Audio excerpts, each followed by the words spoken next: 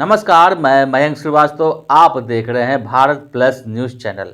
आइए डालते हैं आज की प्रमुख खबरें अयोध्या की।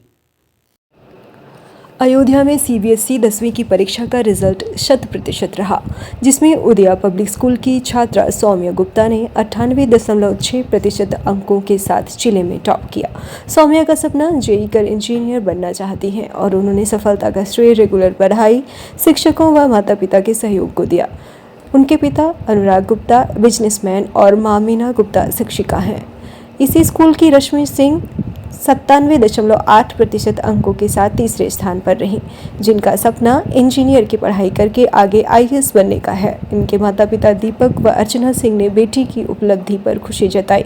वहीं सनवेन स्कूल के उत्कर्ष वर्मा ने 96.4% अंक पाए हैं और वे इंजीनियर बनना चाहते हैं। इनके पिता उमेश चंद्र वर्मा प्राइमरी स्कूल में कार्यरत हैं। वहीं स्कूल प्रबंधन ने इस सफलता का श्रेय छात्रों की मेहनत, शिक्षकों के समर्पण और अभिभावकों के सहयोग को देते हुए सभी को बधाई दी है। मेरा नाम सौम्या गुप्ता है और मैंने सीबीएसई क्लास 10th में 98.6% सिक्योर किए हैं। मैं उदया पब्लिक स्कूल की स्टूडेंट हूँ और इस जर्नी में मेरे टीचर्स, मेरे पेरेंट्स सब ने मेरा बहुत सपोर्ट किया है।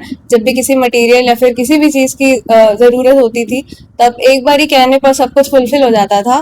बहुत सपोर्ट रहा है सबका इसमें। अच्छा, इसका श्रेय आप किसको देंगी और कैसा महसूस कर रही हैं? आगे क्या बनना चाहेंगी? बहुत अच्छा महसूस कर रही हूँ। इसका सारा क्रेडिट मतलब मेरे पेरेंट्स और टीचर्स को जाता है। हमेशा उन्होंने सपोर्ट किया, मेरे साथ लगे रहे हैं। जब भी किसी चीज़ की ज़रूरत होती थी ऑफकोर्स सब खड़े रहते थे मेरे साथ। और आगे क्या बनना चाहिए? आगे मुझे जेईई का एग्ज़ाम देना और इंजीनियर बनना है। कितने घंटे पढ़ाई करती थी? कोचिंग कहाँ करती थी? कोचिंग तो मैंने नहीं की है, मैंने सेल्फ स्टडी किया है। ऑनलाइन मैं करती थी और पढ़ाई वैसे घंटों में नहीं डिवाइड था। जैसे टास्क थे तो वो टास्क कंप्लीट करने के बाद सोती थी। घंटे का ऐसा कुछ नेसेसिटी नहीं रहता था। अप्रॉक्स 2 से 3 घंटे की self study per day is necessary. मतलब मम्मी पापा ने बहुत सपोर्ट किया है हर चीज़ में, हमेशा साथ में रहते थे। सब कोई भी चीज़ ज़रूरत पड़ती थी हमेशा साथ रहते थे। कभी किसी चीज़ की कमी नहीं महसूस होने दी। रिजल्ट कैसे पता चला, किसके जरिए पता चला? रिजल्ट तो मेरी एक फ्रेंड का कॉल आया था, तब उसने बताया कि रिजल्ट आउट हो गया है। तब देखा सबने, तब बहुत अच्छा लगा देख के। सौम्या गुप्ता। सर बहुत अच्छा महसूस कर रहा हूँ। बच्ची इसी तरह निरंतर आगे बढ़ती रहे, यही हमारी शुभकामनाएं हैं। किस तरह से पढ़ाई करती है? सर अब हम लोग तो खैर सो जाते थे, बंदी जो है वो अपना जो है रात में कभी 2 बजे तक, कभी 2:30 बजे तक अपना पढ़ती रहती थी और स्कूल से आती थी तो अपना खाना वाना खा करके 1 घंटा सो जाती थी। उसके बाद जो है वो पढ़ाई करती थी। अच्छी इंजीनियर बनना चाहती है, कितना सर 100% सपोर्ट रहेगा सर। और क्या मैसेज देंगे अन्य बच्चों के लिए? अन्य बच्चों के लिए ये कि सर जो है बढ़िया तरीके से पढ़ाई करें और जो है वो अपने माँ बाप का नाम रोशन करें, यही हमारी शुभकामनाएं हर बच्चों के लिए। अनुराग गुप्ता। अच्छा महसूस कर रहे हैं, बस बहुत अच्छा लग रहा है जो हम लोग नहीं कर पाए। जी, पढ़ाई कैसे करती थी? पढ़ाई ये करती थी, रात में करती थी। स्कूल से आके पहले आराम कर लेती थी, फिर थोड़ा बहुत जो इनको अच्छा लगता था वो करती थी। आपने सोचा था कि जिले में टॉप करेंगी पूरे जिले? सर ये शुरू से ही इनकी प्रोग्रेस तो बहुत अच्छी रही, हमेशा फर्स्ट ही आई। अब टॉप करने वाला तो बस ईश्वर का आशीर्वाद है और ये बड़ी मम्मी लोग हैं, इन लोग हमेशा आशीर्वाद देती रहे इनको। सर कनौसा में मीना गुप्ता कनौसा में सर पढ़ी हुई है बेटिया हमारी। फर्स्ट से लेकर के नर्सरी से लेकर के 8th तक क्लास तक कनौसा में पढ़ी और टॉप 1 पे रही है हर सेक्शन में मिला करके। और 9th से मैंने इसलिए डाल दिया क्योंकि वो सीबीएसई बोर्ड था और 9th में भी टॉप रही और 10th में भी रही। आगे भी जो है वो आशा है कि मतलब कि पूरा पूर्ण विश्वास है कि इससे ज़्यादा मेहनत कर रहे हैं और अच्छा जो है नंबर अचीव करें। उनका आशीर्वाद है, आप लोगों का भी आशीर्वाद रहे सर, है ना। मेरा नाम रश्मि सिंह है, मैं उदया पब्लिक स्कूल की छात्रा हूँ। मैं कक्षा 10 उत्तीर्ण किया है मैंने और मैंने सीबीएसई बोर्ड परीक्षा में 97.8% प्राप्त किए हैं। इसका श्रेय मैं अपने माता पिता, स्कूल के शिक्षकों को और कोचिंग के अध्यापक को देना चाहूँगी। उन्होंने मेरे मुश्किल समय में हमेशा मुझे अच्छी सीख दी और मुझे मेहनत करने के लिए हमेशा प्रेरित किया। किस तरह से बेटा पढ़ाई करती थी? मेरे हिसाब से बच्चों को लगातार 2 घंटे तो पढ़ना ही चाहिए रोज। अगर हम रोज पढ़ेंगे तब तो आसान है हमारे लिए यह सफर। लेकिन अगर एक भी दिन हम अगर ये छोड़ देते हैं तो फिर धीरे धीरे हमारे अंदर लैक ऑफ डिसिप्लिन होने लगेगा, जो नुकसान है। अगर हम कंसिस्टेंट रहते हैं तो ये बहुत आसान है। आगे आगे क्या बनना चाहती है? मैं आगे जेई की परीक्षा देकर इंजीनियर बनना चाहती हूँ, और उसके बाद अगर सफल होते हैं तो यूपीएससी की परीक्षा देकर आईएएस बनकर देश की सेवा करना चाहती हूँ। क्या नाम आपका? मेरा नाम रश्मि सिंह है। तो काफी अच्छा सपोर्ट रहता था और हम लोग निरंतर इसको गाइड करते रहते थे पढ़ने के लिए। ये अगर कंटिन्यू पढ़ती रहेंगी तो उसका लाभ जरूर मिलेगा। अच्छे परसेंट लेकर के जी, क्या कहना चाहिए? हम लोगों को काफी खुशी है कि अच्छे परसेंट लगने से। अच्छा, बच्ची आगे जो है जेई जो है क्वालिफाई करना चाहिए। जी जी, कितना सपोर्ट? हम लोगों को पूरा सपोर्ट रहेगा। ये आगे जितनी मेहनत करी हम लोग इसके साथ है। अन्य बच्चों के लिए क्या मैसेज? हम लोगों का यही है मैसेज कि जो बच्चे लगातार निरंतरता बनाए रखें। अगर निरंतरता वो बनाए रहेंगे तो सफलता उन्हें अवश्य मिलेगी। क्या नाम आपका? दीपक सिंह। लेकिन बच्ची को ये है कि खुद से पढ़ना चाहती थी ज्यादातर। इनको ये नहीं था कि नहीं दबाव डाला जाता था। ये है कि खेलती कूदती सब कुछ करती थी, लेकिन जितना कोर्स था वो रात में अपना कंप्लीट करके तभी वो सोती थी। इससे हम लोगों को ज्यादा ये दिक्कत नहीं होती थी कि इसको पढ़ने के लिए। ये खुद अपना उतना करके ये विश्वास था कि अपना कोर्स कंप्लीट कर लेगी। कितना सपोर्ट रहेगा और जेई जो है बनना चाहती है? अब ये इसके ऊपर है, जितना वो चाहेगी उतना हम लोगों का सपोर्ट रहेगा। जितना वो आगे बढ़ेंगी हम लोगों को उतना ही सपोर्ट मिलेगा। हाँ, अर्चना सिंह। मैं सनबीम स्कूल अयोध्या का स्टूडेंट हूँ। मैंने अभी क्लास 10th बोर्ड्स में 96.4% स्कोर किया है। किस तरह से पढ़ाई करते थे? मैं कंसिस्टेंटली पढ़ाई करता था। मैं शुरू में तो मैंने रोज 2-2, 3-3 घंटे पढ़ाई की थी, लेकिन जैसे जैसे पेपर पास आ रहा था मैं डेली 10-10, 12-12, 14-14 घंटे भी मैंने पढ़ाई की है। आगे आप क्या बनना चाहते हैं? आगे मैं इंजीनियर बनना चाहता हूँ और आईआईटी बॉम्बे से ग्रेजुएट हूँगा ये एडवांस का पेपर क्लियर करके। अच्छा, कितना सपोर्ट रहता था परिवार का? और ये जो आप अच्छे परसेंटेज लेकर के आए, इसका श्रेय आपको?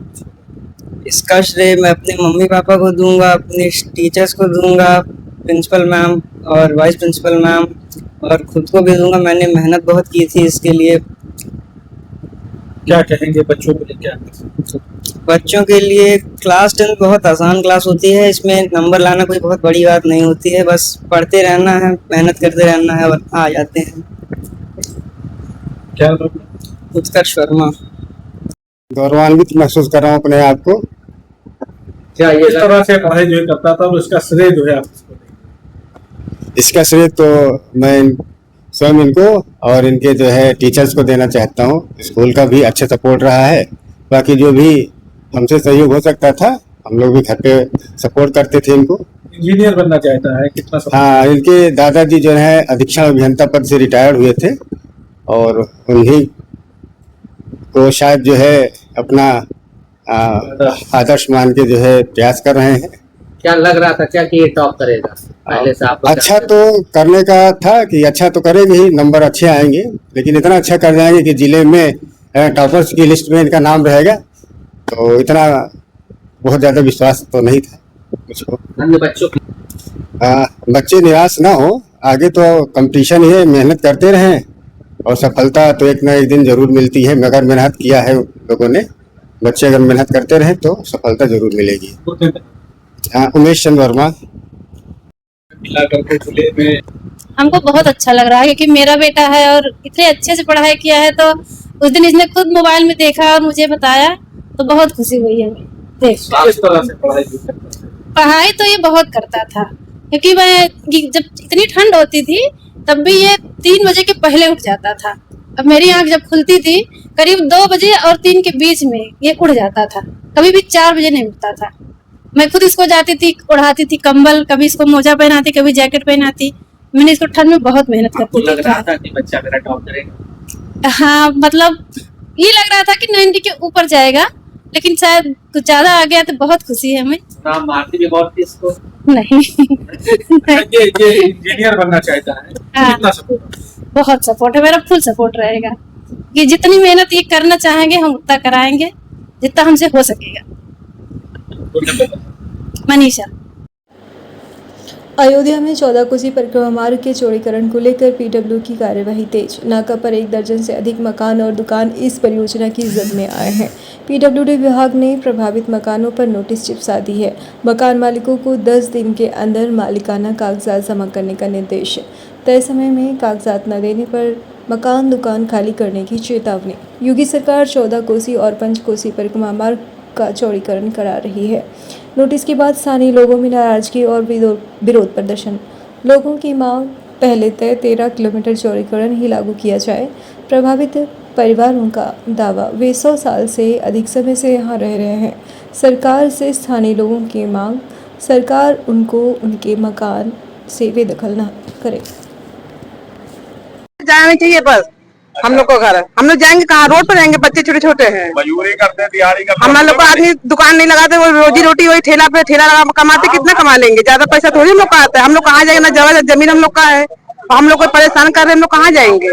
दिक्कत है, हम लोग को घर नहीं जाना चाहिए बस हम लोग को। तो आपके घर के सामने क्या नोटिस लगाए हैं? नोटिस लगाए कि ये घर खाली करिए 10 दिन में। हम लोग कहाँ जाएंगे लेके बच्चे को? कहाँ रहते हैं आप लोग? नाका पे। हम भी दुकानदार हैं, हम अपना घर छोड़ना नहीं चाहते हैं, हमारा घर टूटना नहीं चाहिए। हम लोग इतने साल से यहाँ रहते हैं, कहाँ जाएंगे हम? यहीं पे हमारी रोजी रोटी है, हम जाएंगे कहाँ?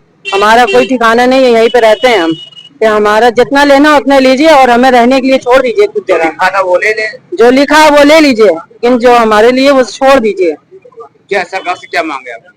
हमारा घर हमें दे दीजिए, मतलब तोड़िए नहीं, जितना लेना उतना ले लीजिए, जितना चौड़ीकरण में हो। सरकार जितना लेना क्या है, जितना ये है कि यहाँ पर नाका मांगल में कई वर्षों से, कई पुश्तों से यहाँ के निवासी है और पहले 13 मीटर नापा गया था पश्चिम साइड में, 13 मीटर पूरब की साइड में, वही 13 मीटर ले लें और लोगों का जीवन यापन के लिए छोड़ दिया जाए।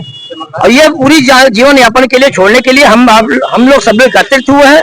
ये मैं चाहता हूँ, योगी सरकार ने भी ये निवेदन किया था कि किसी का घर न उजड़े।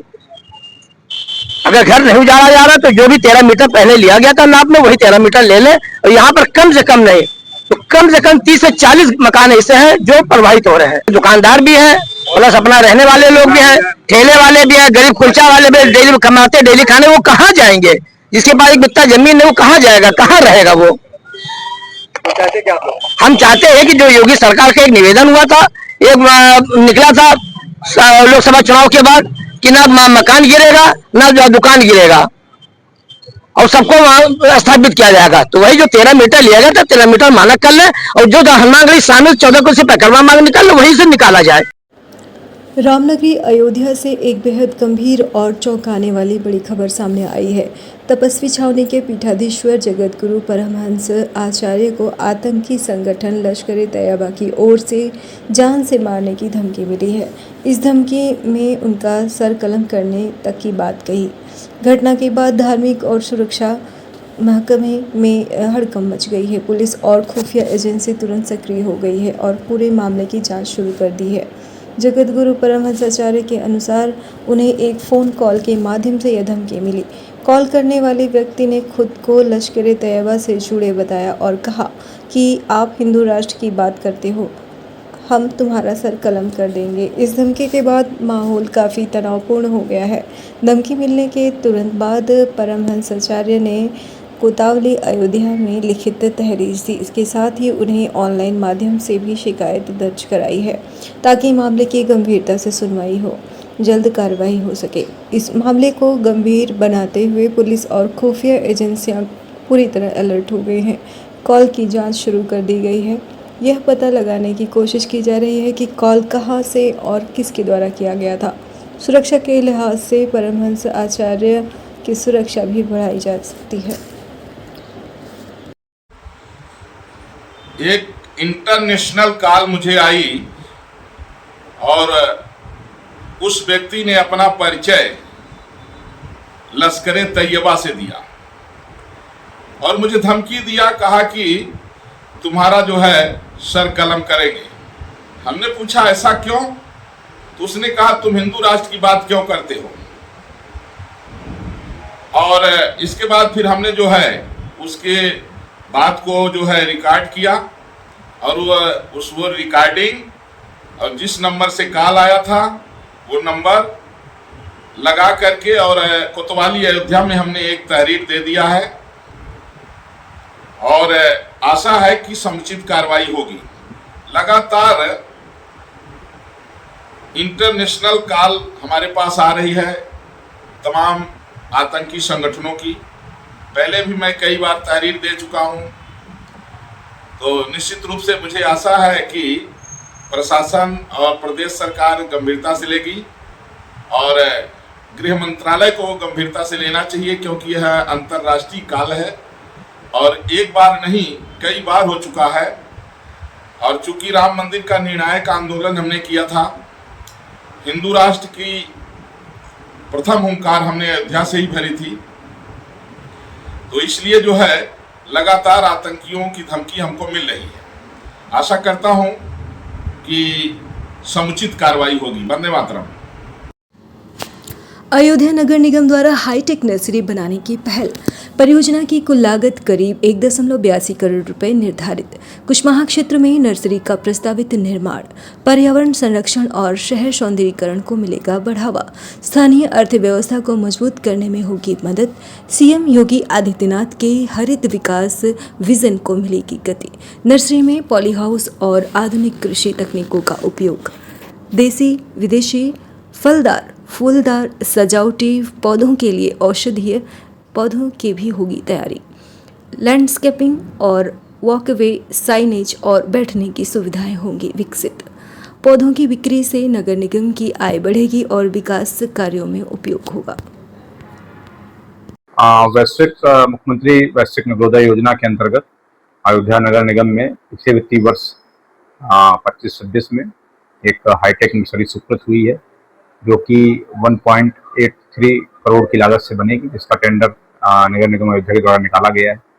और इसमें जो भी हमारे हाईटेक तरीके से जो भी वर्तमान बेस्ट पद्धतियां हैं हॉर्टिकल्चर विभाग की, उनका उपयोग होगा और उसमें विभिन्न पौधों की, फूलों की और भी वृक्षों के लिए जो नर्सरी हम लोग तैयार करेंगे, एक हमारी एक बेस्ट नर्सरी होगी जो इस क्षेत्र में नहीं है।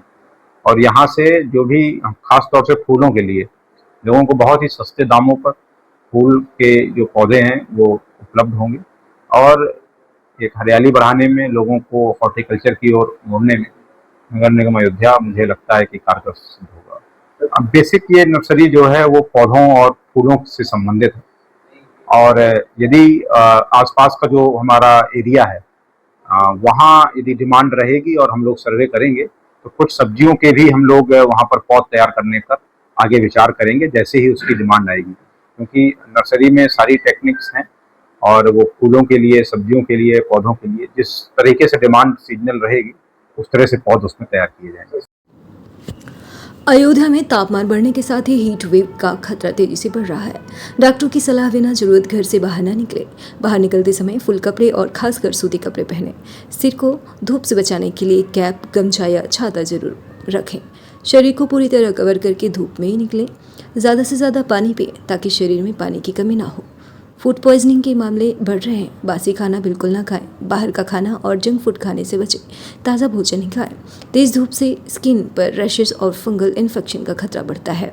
सनस्क्रीन का इस्तेमाल करें और किसी भी स्किन समस्या पर तुरंत डॉक्टर से संपर्क करें।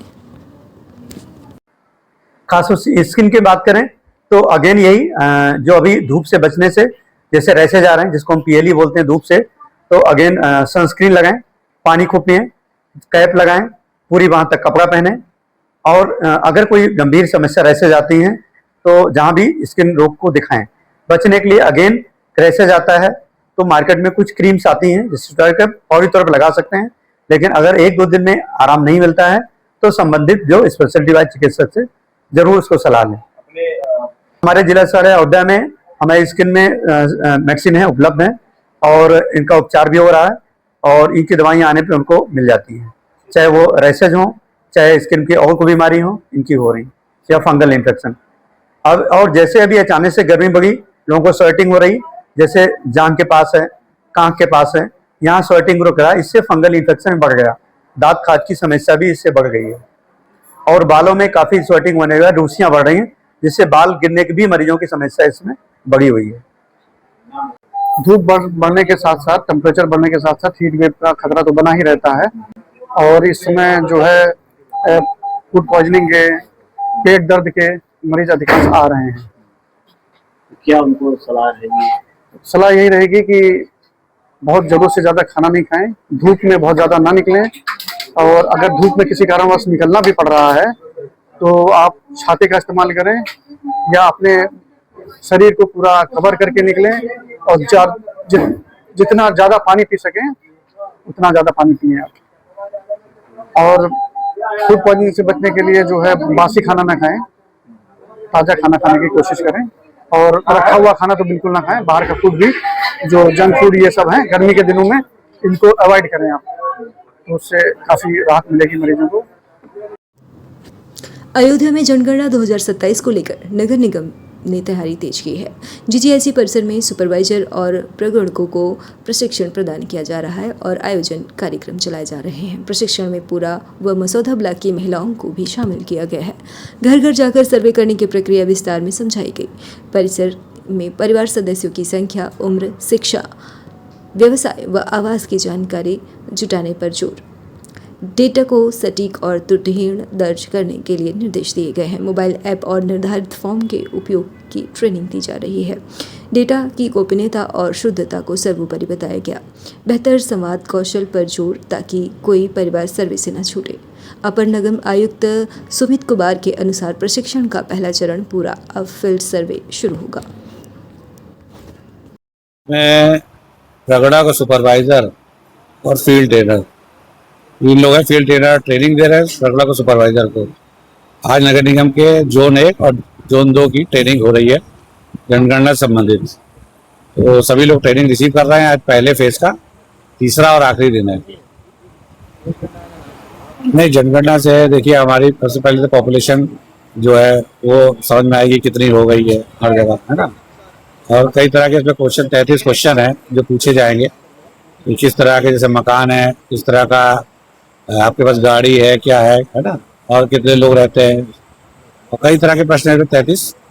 तो उसी की ट्रेनिंग दी जा रही है और वो मोबाइल ऐप पे इनको रिकॉर्ड करना होगा, बाद में वो सबमिट करना होगा, जिससे फिर इकट्ठा हो के ये अगले साल फरवरी में ख़त्म होगा।